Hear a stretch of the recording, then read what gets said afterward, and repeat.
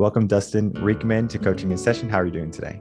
Doing awesome, Michael. Thanks for having me. Of course. So today I have you on as a marketing strategy coach. In your own words, can you explain what you do and how you help the world? Absolutely. So my focus with the coaching I do is helping businesses, largely entrepreneurs, largely online, but not always, basically do marketing the way that they feel called to do it, make marketing fun, and obviously help them be very successful in growing their businesses. What does success mean for you? I know success is always something different. And I know if you ask what success means for me, it's going to probably be wildly different than your definition of success. Yeah, very well, maybe. I would say I very much tie success into fulfillment and freedom would be probably the two big things that come up for me. My brand is Simple Success Coaching. So I do get often asked, well, what do you mean by success? And especially for a business owner, this idea that they get to do the parts of the business that really light them up, the parts they feel called to do, the parts that they feel are in line with their purpose. And so all those things to me are what makes someone successful. And before we dive into the coaching aspect, because it is a huge proponent of what you do with your work in your company, but getting into, I guess you can think the whole aura of what success is. And then let's dive into society, right? So we're going to go down this type of road of what society says success is. Okay. Well, society says you have to have a certain type of car, a certain type of home, a certain type of family, the nuclear type of family type of structure. You have to do all these different things, be a part of this club and that type of group. Society kind of depicts what success looks like for us rather than us determining what success really should be. Can you kind of maybe dive into that a little bit? Yeah, I mean, I think you said it well there to start, that we're conditioned as a culture to, like, even with the work I do, like when you say the word success, I mean, if I'm being totally honest, if I close my eyes, it's like, the beautiful woman and the guy with the nice car and it's stacks of money. And like, for some people, that could be their definition of success. And I feel like finances is definitely part of success, but only to the extent that it provides you fulfillment and allows you to live your purpose, right? So, but yeah, I think we're definitely conditioned, like through advertising, through repetition, through social media, especially, to like have these really distorted views of success. And I know you were a former educator. My wife's a teacher, and I'm a parent of 3 children. So it's a constant battle to be like, wait, put down the Snapchat, put down the TikTok, like, and they probably wouldn't use the word success. They would think I sound like an old man using that word, but the idea that like, that's the ideal, that's what they're really aspiring for, that's what people care about. Yeah. So it's the reason it's part of my purpose, and what fulfills me is helping not only people find what is success to them, but really redefining the way they've been conditioned to believe about it. So that's kind of like the thumbnail or the kind of like the YouTube type of title is going to be like success is out the window, fulfillment is in. Because many people are trying to be fulfilled in life, but they're using outdated standards of what success is. Like the formula of success, do this, you're going to be successful. And I know recently, it's just for some reason, I have a lot of followers on LinkedIn. Everyone's trying to market to me, do this and do that. And oh yeah, LinkedIn changed this in 2021. Now they do this formula, and I could care less. I really could. For me, it's kind of like when you have your own business, you could do whatever the hell you want. For me, it's like I'm nice on Instagram, I'm nice on Facebook, but when it comes to Twitter, it's all game. I'm gonna ruffle some feathers on Twitter. So I'm looking for that on Twitter because I understand what people look for on Twitter versus what they look for on Instagram, what they look for on Facebook, et cetera, et cetera. And it's always a different type of touch. But what people tend to do is they look for busy work. They say, okay, well, I'm going to do this and I'm going to keep busy, right? So as you were saying, Snapchat, TikTok, those are going to be time usurpers rather than things that are going to really bring about abundance, in your life and in your career. I have assistants that do most of my social media work. It's just because I can't stand it. Now, like I said, I will go on Twitter and ruffle some feathers now and again. So I ruffled some feathers 2 days ago, and I already put out a tweet that I'm going to ruffle some more feathers next week. So stay tuned for that. If you're looking for some drama, I cause it on Twitter probably once a week, just to kind of, spice things up, because sometimes people need that kind of like that push and pull. And if you think of like fitness, for example, fitness is probably the easiest example. Is when you're going to the gym, you're not going to go to the gym for the first time and then come home and not be sore unless you didn't do any work. And when we get into a career, a profession where we're looking for success, you can't not expect failure. You can't not expect some type of hardship or some type of difficulty. You need that type of adversity to grow. And many people are afraid of it. In your experience, do you think that people shy away from failure more so than seek success? Absolutely. I mean, I feel like, I forget the statistics. There is one that gets quoted frequently. This idea that, let's call it 3x. We are motivated 3 times as much by avoiding pain as we are by achieving pleasure, right? Like you could tell me that you'll give me $5, and that the amount of emotion that gives me could be the same as saying I'm going to, take $1. Like the loss of $1 is just as much emotionally impactful as like gaining 5. And so I do think we're very much wired away from pain, and more so than we seek pleasure. Is that a society thing, or is that like a generational thing? As we started to grow up and evolve, we said, oh man, if I lose $1, it's the end of the world. It's a good question. I think it could be a biological thing as much as anything, right? Like Mhm. we're kind of wired for survival. We know logically that like losing $1 is not going to kill us, but the idea of loss and like this healthy fear, I think, is what has kept us alive, maybe as a species, if you want to get pretty deep with it. Yeah. And so maybe it's like any kind of risk, any kind of threat, maybe is a better word, is really outsized emotionally in our brain and gets a much bigger response than incremental improvement, on the other side of that equation. So yeah, I'm sure like society, actually, I feel like society often is very fear mongering, Yeah. but it's also very idealistic about like what success looks like. Whereas I think our natural inclination is to like just try to survive and try to, yeah, attain that deeper fulfillment. That word keeps coming up, but yeah, I think we are wired towards fulfillment. And I think that we are so disordered in the way that we've been sold what that's supposed to look like versus what actually works. And I think that's why we see a worsening and worsening of things like people's psychology, people's health, people's anxiety, people's depression. Like that stuff's getting much worse, not better, because we are continuing in this spiral of disordered ideals of what success and fulfillment are supposed to look like.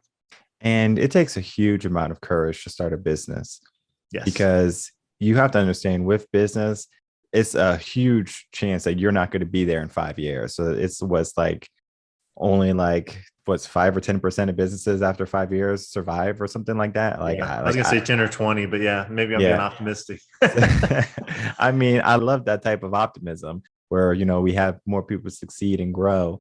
Many people, they get into this mindset of, I'm going to start a business and it's going to be successful, but they're not necessarily thinking about all the work that's going to entail.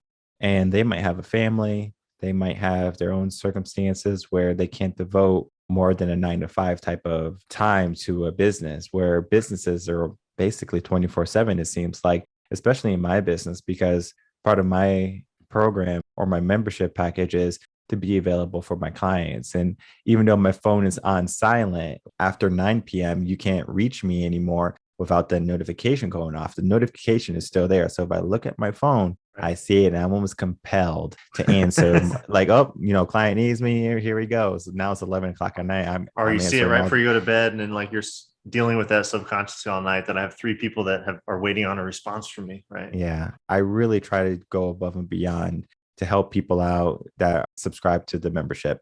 It's beyond some people to really give themselves entirely to the business because they think it's so easy. They see someone being successful, and that's pretty simple.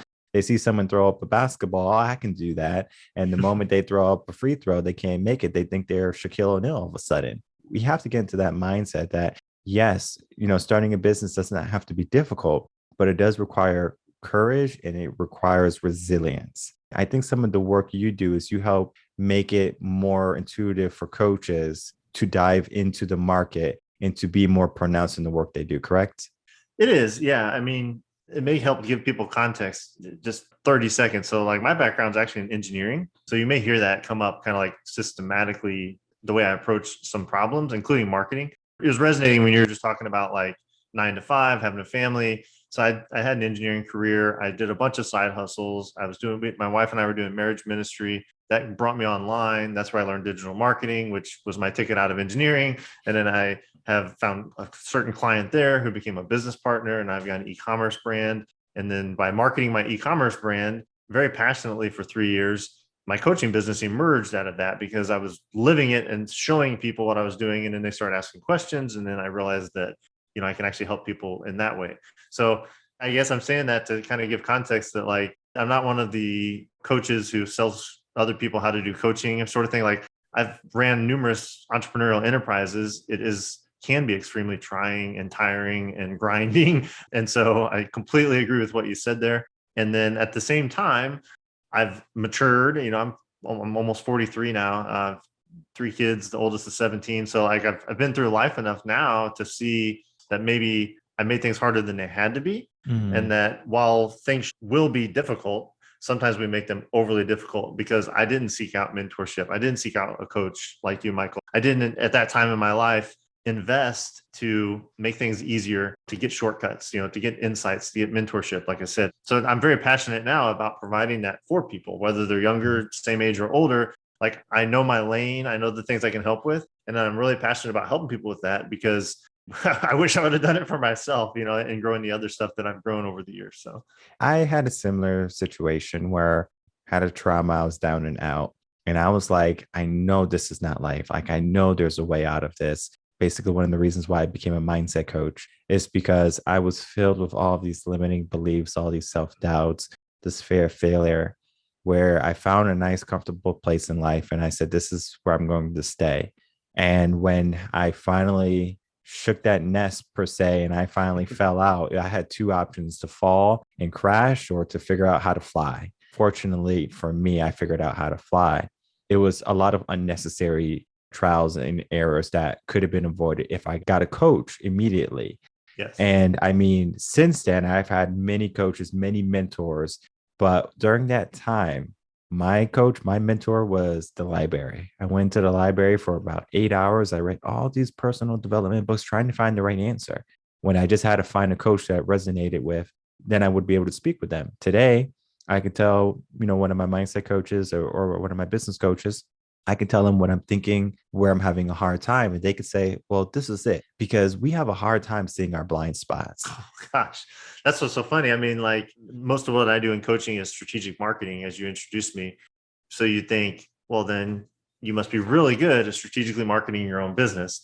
And I'm probably better than average, but I have huge faults there because I can't, it's like we live inside our own little jar up on a shelf, and I can see everyone else's faults and strengths, and I can help them and mold them and show them a path and all those things. But I'm stuck inside my own jar. And it's so true, though, like having a coach, being in mastermind groups, being at events and peer things, like something where someone's looking at you and like observing what you're doing, like they can always offer. Yeah, it's like college kids have no shoes, right? Like, I didn't have a website for my business till like 4 months ago. And I'm telling other people all about like what to do. I used to build websites, but part of it was a lack of necessity. I didn't really need it for what I was doing, but it's just comical sometimes because a lot of people I work with are coaches or they're like marketing agencies. And some of the worst marketers are marketing agencies. They're like really good at marketing for their clients, but like their website will be out of date. It doesn't even talk about what they actually do anymore. Like, it's just so funny though, that like the people, like you just say, you can't see your own stuff. And you really need that outside help. And it comes in many formats, but you can't often get there just through introspection. And then even looking at websites like development and things like that, it's kind of like when I first started coaching, I got a Squarespace website. Yeah. Because I had someone saying, oh, yeah, I can develop your Squarespace website. It's the way to go. So I get it. Reluctantly, I didn't know anything about websites or anything. I get this Squarespace website. The guy, he never even designs it for me. Lo and behold, so I had to learn how to use Squarespace. So I learned how to use Squarespace, set it up, comes up pretty decently.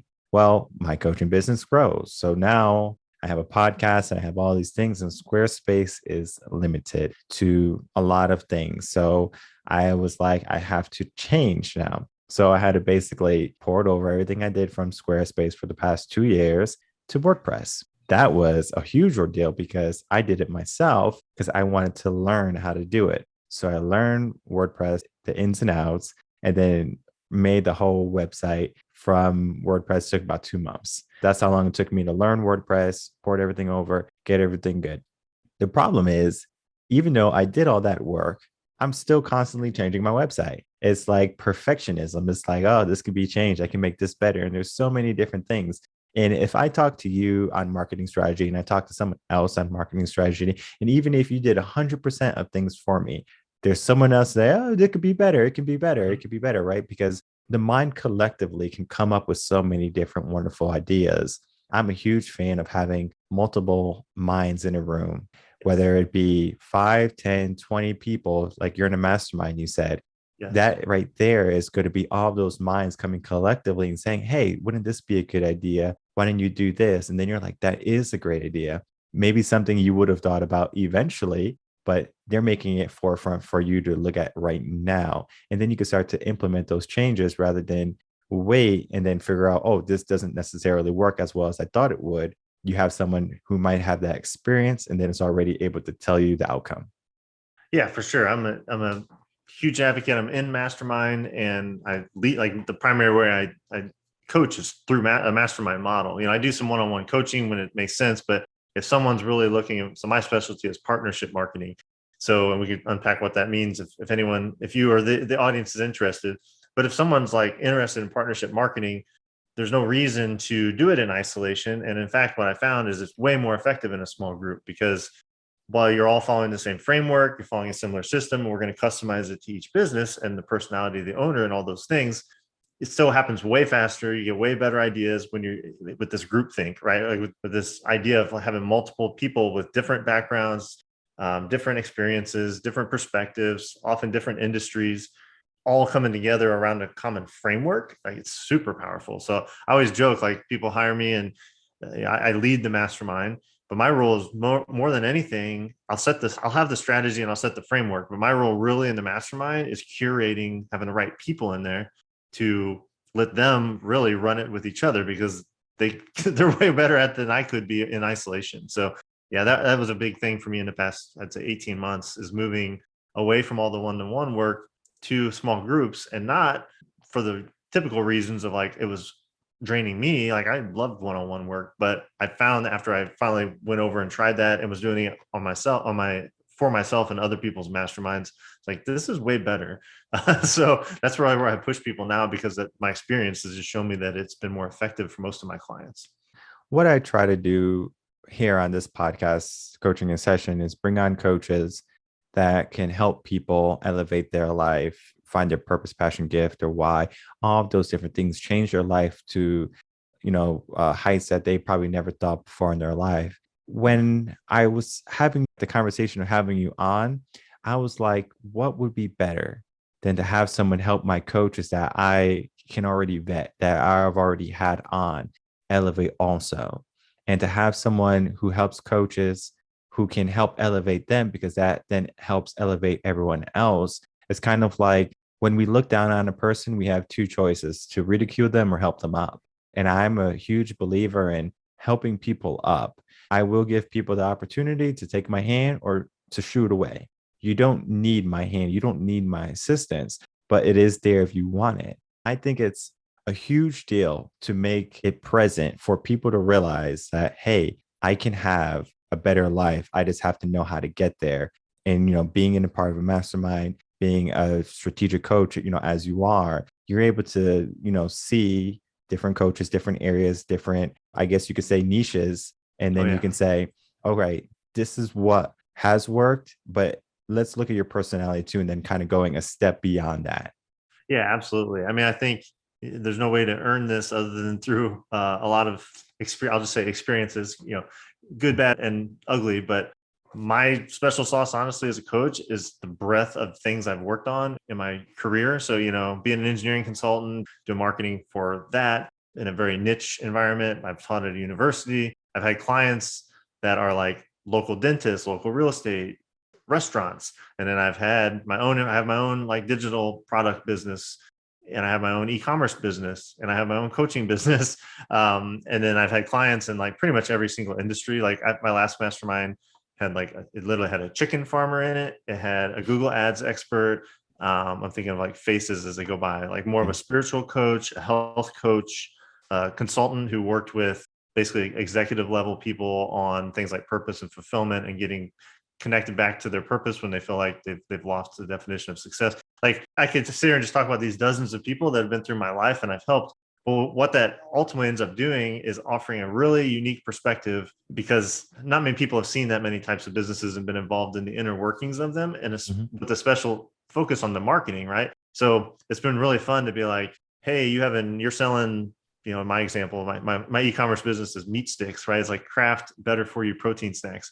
But we've done some really unique stuff there that I really learned by strategizing and helping a dentist on a local basis. But it was like things like referral marketing, partnership marketing, like a lot of the stuff. It has very different applications depending on the type of business, but it's the same mindset. It's the same framework. And that is kind of where I help a lot of coaches or even, other entrepreneurs, like think through win-win-win relationships. And that's really the core of what partnerships are. And then it can take all different forms. And we can go through examples of that as you'd like. But yeah, I do think that I used to resent that a lot, because when I was young, I was very like ambitious, and I was like, I wanted all the promotions at work. Everyone always like, you don't have enough experience. And I was like, that's stupid. Like, why? Screw that. Like, I don't need experience. I'm smart, and was not mature at all and didn't get it. But now, being on maybe the other side of that, that coin, I can see the value of experience and how it's intangible to get, and you can do it the long way, the hard way, and there's value in that. But you can also shortcut it by having a good coach, by having a mentor, by having a mastermind group as a resource. You can get collective experience from other people. You don't have to do it all yourself. And I think that's been something that's really changed for me in the past 4 or 5 years. And that goes for everyone. That doesn't go for just coaches. You don't have to have a coaching company to seek your help. You can have your own business, or you can maybe be someone who considers yourself an upcoming entrepreneur, and you might not know the ins and outs of what you're about to do. So you're trying to figure out, well, where do you begin? Well, Dustin has been there. So, of course, if you want help from someone, look for someone who has already gone that path. And it's not saying that where they are is where you're going to end up, because you can end up wherever you want. You can go beyond that person. You don't have to even reach that level of that person, because you might realize, well, being an entrepreneur is not for me. There's some people who love 9 to 5 jobs. They're like, I want nothing more than just my 9 to 5. I do my 9 to 5 job, and I come home with my wife, and I sit down and I watch Netflix, and then I go to sleep and I do it again. At 65, I get to retire and I'm happy. That's my wife.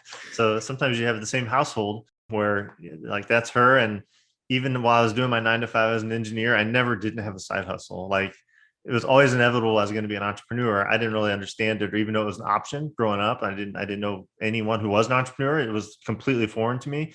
But then once even as I was doing engineering, I was doing it, some entrepreneurial things with it, I would say, in the way I was approaching it. But yeah, for sure. So you often hear that with relationships, though, that like you counterbalance each other, right? So she's very security driven, very structured, and 9 to 5, well, and then she can turn things off. Yeah, it doesn't turn off for me, and she's learned to either tolerate that or appreciate it. I'm not sure. Yeah. I mean, maybe I can, well, probably not, because I used to be an educator and I left education. Multiple reasons why I left education, but I will tell you this is on my last days of education, I was going into school, not disliking my job because I love the kids. Like, was working with them was kind of like a fresher breath air every single day.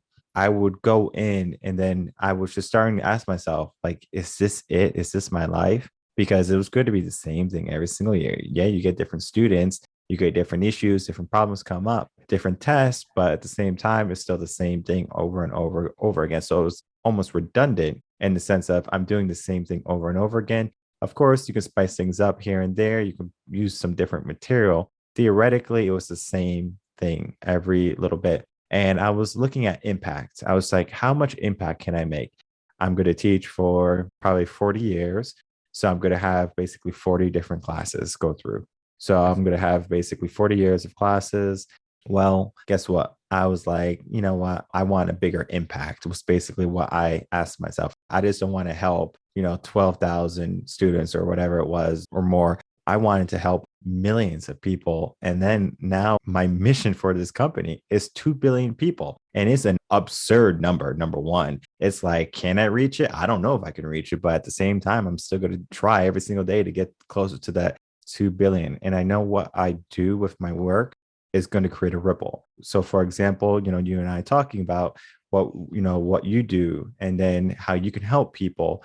And then if someone falls upon this podcast, this episode, and they say, I'm going to have Dustin help me, right? So now Dustin was introduced from, coaching a session. So now he's helping other people grow. And then that coach is helping other people grow. So it's kind of like a ripple effect. And I might not know when I hit that 2 billion people. I might not know where all of a sudden it's like, yeah, I think I helped 2 billion people, good job. It might Michael. be hard to track, but yeah, I completely agree with your sentiment. It's the ripple effect is very real. And the way exponential growth happens is compounding, and compounding is exactly what you said, the 1 to 1, then 1 to 3, then 3 to 9, or, whatever.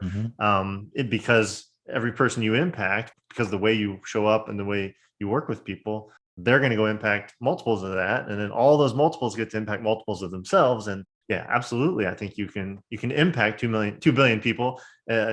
Just tracking it might be difficult. So exactly. So it's about consistency. It's about understanding that even though it might not be forefront, and I'm not looking for immediate gratification, that's number one. I can be in this game until I'm 80 or until I'm in the grave. For me, I don't see myself retiring because I want to retire.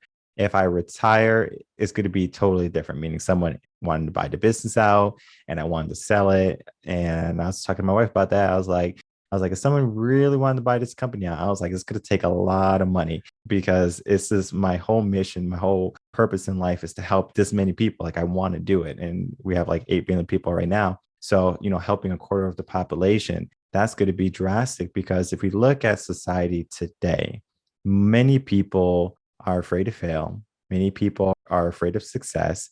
They're afraid to put themselves out there. They're weak, they're fragile, they're, have these limiting type of mindsets, all of these negativities which don't belong, right? And I'm sure when you left, engineering and going to be maybe more entrepreneurial for a full-time aspect, I'm sure there was some fear aspect there, but then at the same time, there was still some, I guess you can say, some higher level of thinking and desire that you were going to only get from doing that job and not your engineering job.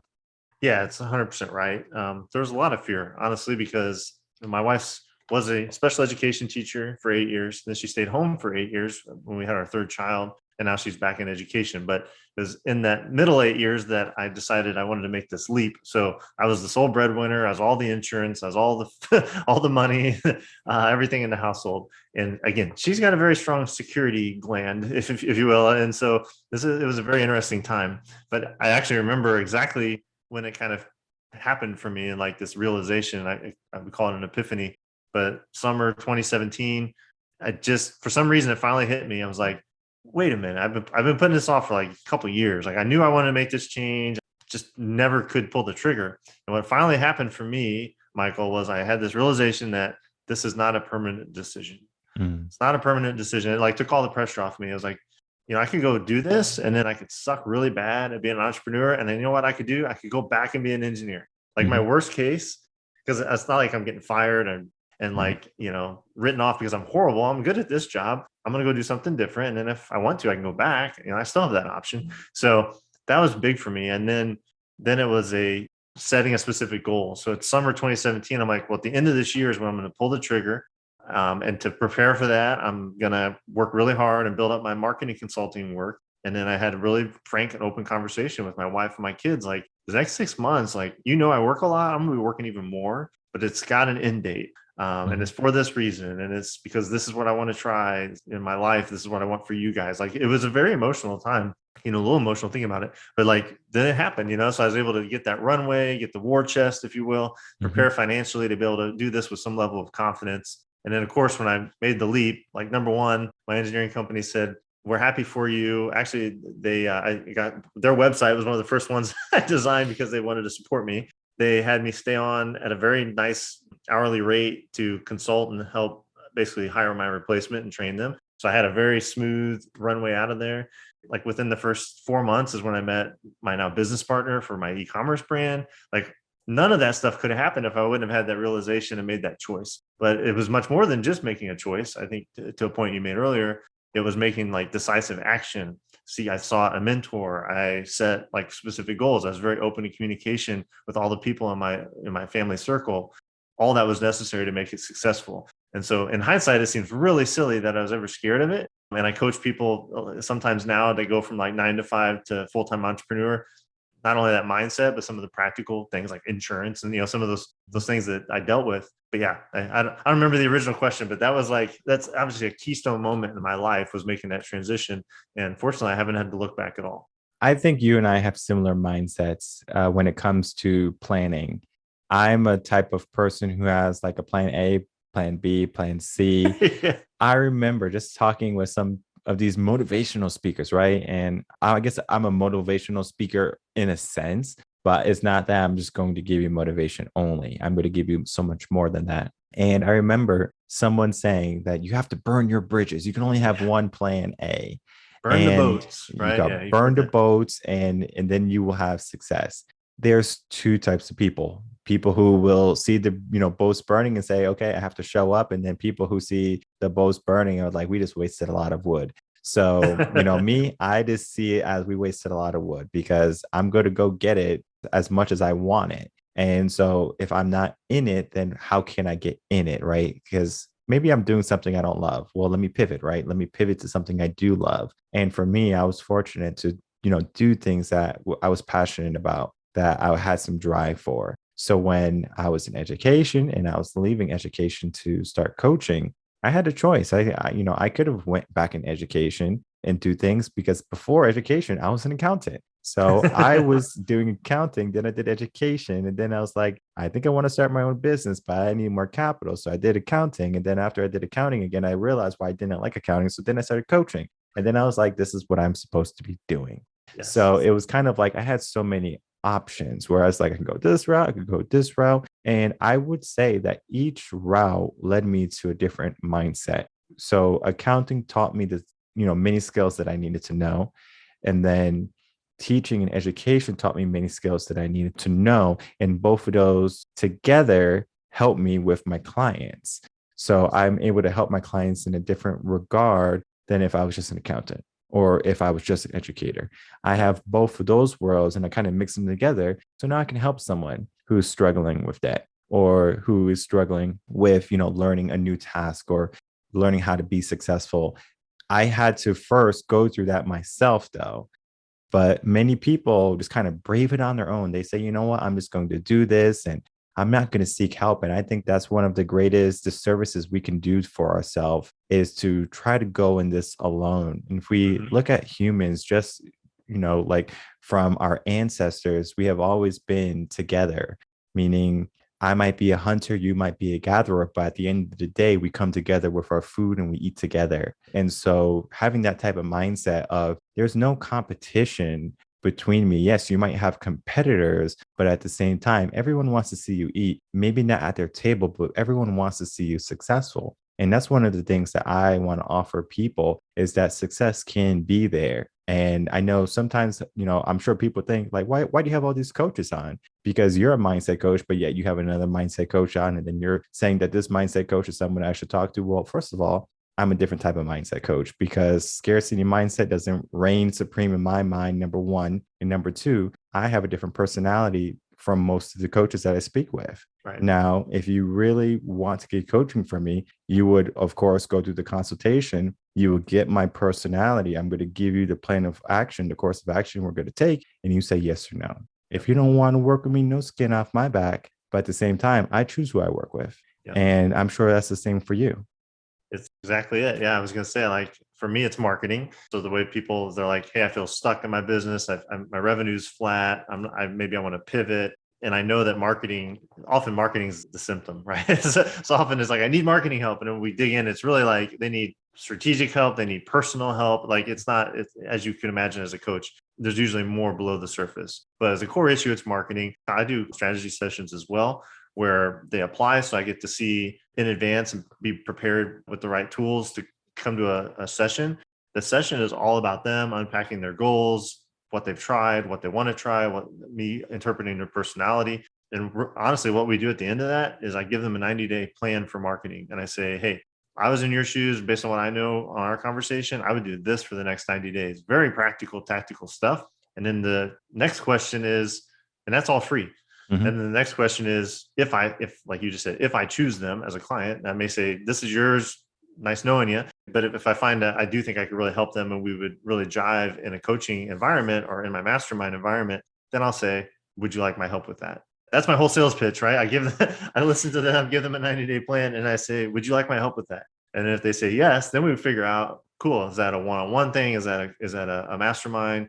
Is it, maybe it's not even me. Maybe it's like, okay, first 30 days of this plan is mindset. I'm going to set you up with my friend Michael. Then you come back to me for the marketing. That happens often too. So my role in that whole thing is really like almost like a diagnostic, right? It's like Mhm. understanding what the issues are, seeing below the surface where I can, unpacking, and then giving them. It doesn't have to be a perfect plan. The thing is, if when people have a plan, they feel empowered, they have clarity. As long as it's in the general direction they need to go, like it's going to be a huge benefit to them, even if we refine it along the way, which we often do after you Mhm. get in a little deeper and spend more time. But yeah, that's my process. It sounds pretty similar to what you do with your mindset coaching. Mhm. And then just to break what you said down to the micro level is think of you're trying to make a cake, right? So you need sugar, you need flour, you need eggs, salt, and a pan, right? Now, what I want you to do is take all those ingredients and just put it in an oven. Are you going to get a cake?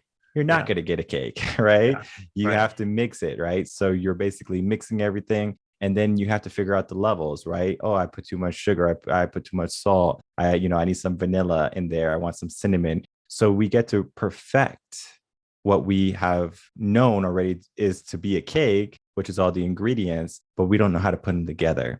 And I think many people start a business where they have the ingredients, it's just that they don't know how to mix it and make the cake in the process. Because yes, you can get all the ingredients, skip the mixing process, put it in the oven, and you won't get a cake. But if you take time to say, okay, how do I make a cake? Let me mix it. Let me do this step. And then kind of go in an order. And then finally getting your masterpiece or that cake out of the oven. Because if grandma gave you her recipe for a cake, most likely you're not going to make it the same way she does the first time. Now, if she teaches you, that cake is going to be coming out a lot closer to what she makes. When we have a coach, when we have a mentor or guide, they're going to be that process for you saying, okay, let's unpack the flour. Let's put it in a bowl. Let's crack the eggs, right? Let's make sure there's no shells. It might seem like I'm being a kid to you right now, like really breaking it down to the level, but that is what a business is, breaking it down to that level and then going through that process because you might be really good at client interaction, but you might suck at marketing. And then you need someone to help teach you how to do it. Yeah. And I think that's a great analogy. And my mind was going to that process could be dialed in. What if we missed a key question, which was, do you want a cake or do you want cupcakes? And like, when do you want to eat this cake? Do I need it tonight or like in a month? Because maybe it's not time to put the recipe together yet, right? Or like, do you live in Denver or do you live in like somewhere in a low elevation? Because your conditions will vary how this recipe comes to fruition. So that's another thing. I think a coach and someone with some experience can kind of see some of the nuance that would be the immediate stumbling block of someone going on their own. So that plan, and this isn't to me to be a bait and switch at all. It's like I give you the plan. Most people, though, will never actually get the 90-day plan completed on their own because they'll get stuck somewhere, they'll get distracted, they'll go find another 90-day plan, they'll talk to another person with a different idea. So a big part of coaching, as you well know, is accountability. Like, oh, I have to check in with Michael tomorrow, I better get my stuff done. Oh, I have, or I'm stuck. Man, I thought I understood this in our session, but I'm not sure what to do. Well, if they can text you or get on Voxer or however you support your people, keep them moving forward, keep that momentum going, keep the excitement going, because everything sounds really exciting on day one. And then by day 14, it's like, why did I ever start this process? I'm stupid. I can never do this. The self-doubt creeps in. And that's where the coach, comes in to raise them up and keep them moving. Mm-hmm. And I remember just when I was in college and I was learning how to play instruments. So whether it be piano, I know you have a guitar behind you. So I have Yeah. guitars I'm not behind very me good at too. it, but it's there. Well, as long as you have it, you can improve on it. Yes. So I would get like all these music books, music theory books, guitar books, piano books. And in the beginning, I would love it. I was like, yeah, this is easy. And then I finally get to like the more difficult, challenging pieces. I'm like, oh, maybe I'm not that great. So then I was doing everything by myself, self taught in the beginning. But then I said, I need a teacher, I need an instructor. Only then did I elevate so crazy. It was like almost like a night and day type of thing where I was good or I thought I was good. And then I finally get an instructor and they're like, oh, yeah, do this. And then it's like, now I know. It was like my Yeah. whole world unraveled for the better. It's I, kind of like, yeah, clear. I saw two of my kids play golf and they play at the high school level. And they've all been basically taught by me, self-taught, taught by coaches, but not like have real instruction. So this, what you're saying is like exactly happened to me like 2 weeks ago. So I took them to their first ever golf lesson. So my son's 17, my daughter's 15. They both play varsity golf. So I mean, they're decent golfers, but they've never had a lesson in their life. So I'm with them because I drove them to the first session. And I'm just like hanging out in the driving range while this guy's giving them like basic instructions about like the grip and like, swing it like this and whip your wrist and like turn your wrist. And I'm like, really? Like I've never heard anyone explain it that way. So I'm over there doing my own thing I'm like whipping my wrist. And all of a sudden I'm like, I just hit a draw. Like first time in my entire life. Like if people know about golf, I slice one little thing from this guy. Cause for him, it's like he starts every beginner with the same lesson. And like I've been playing since I was a teenager, always mediocre. And I'm like, if I went and got lessons, in a week, I could be like so much better than I've been my whole life because of the experience that this guy can impart. Yeah. So when you're talking about the guitar lessons, I'm like, well, this literally just happened to me like 2 weeks ago. One of the things I learned from my high school cooperating teacher was that we all have holes in our learning where we can be a master, but we can still learn from someone. It was music theory for me at that time, even though we will just learn, tempo, what notes were, quarter notes, half notes, whole notes, all those different type of notes, right? We will learn it. And even though it's basic knowledge, they're band members, they know how to play music already, but you still go over it because if they don't have that knowledge, then guess what happens when they finally need it? They don't even know what it is. So he makes sure every semester when he starts from the basic. Now he goes very quickly. Yeah. If he sees everyone's on board, but he starts from the basic. And when I was a swim instructor, I didn't care if you knew how to swim. I don't care if mom or dad said, yeah, they're on a swim team. They did kicks only when they got in the water with me. If their kicks weren't good, everything else was terrible.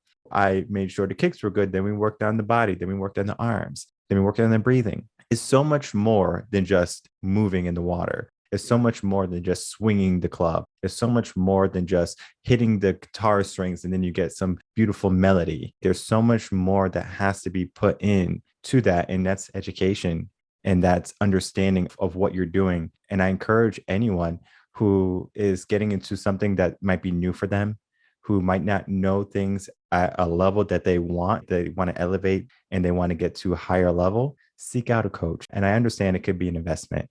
I completely understand. But at the same time, you're investing in yourself. And many people will go off to college and spend $120,000 on a degree that they might never use in their life, but they won't spend a couple of $1,000s on coaching to elevate themselves, to change your whole circumstance. Because if you're having a hard time, if you feel stuck, if you don't know the next steps, or if you're not even taking action and you're not being accountable, most likely getting a coach is going to help you get past that. And I know the work that you do, Dustin, is really good at being impactful for people to help them get a good understanding of where they are and develop strategy and planning to help them elevate themselves, whether they be a coach, whether they be a person who is getting into the realm of, being an entrepreneur, or just someone who maybe is uncertain in their career and they're thinking about making a change.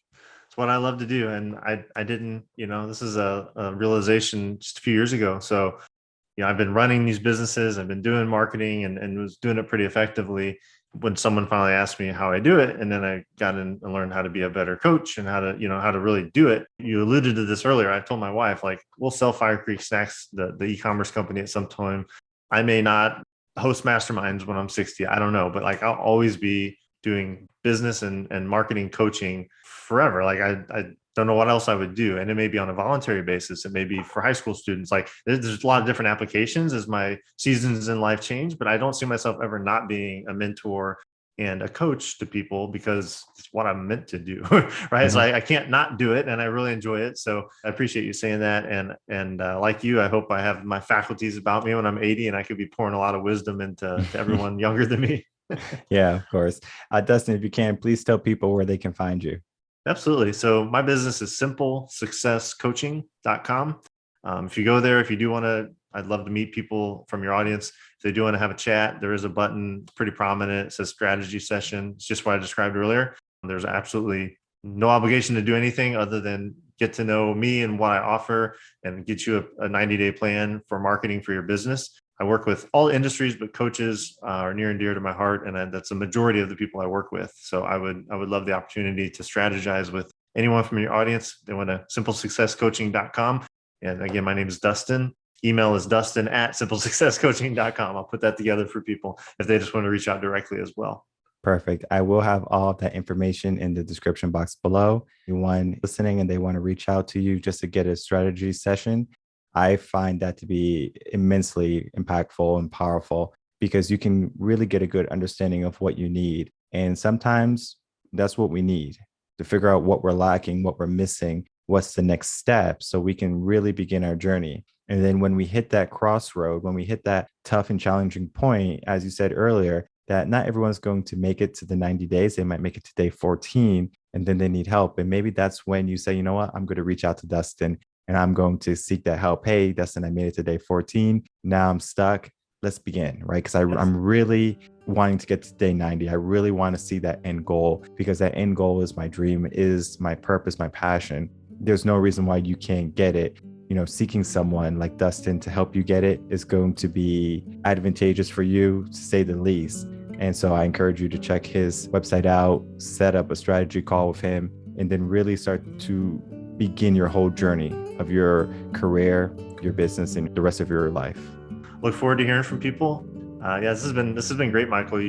I appreciate your interview style. I appreciate being able to talk about like the origin of mankind and natural selection, all the way to like let's talk about marketing tactics. So it's been a lot of fun. Thank you. All right, everyone. Dustin Riechmann.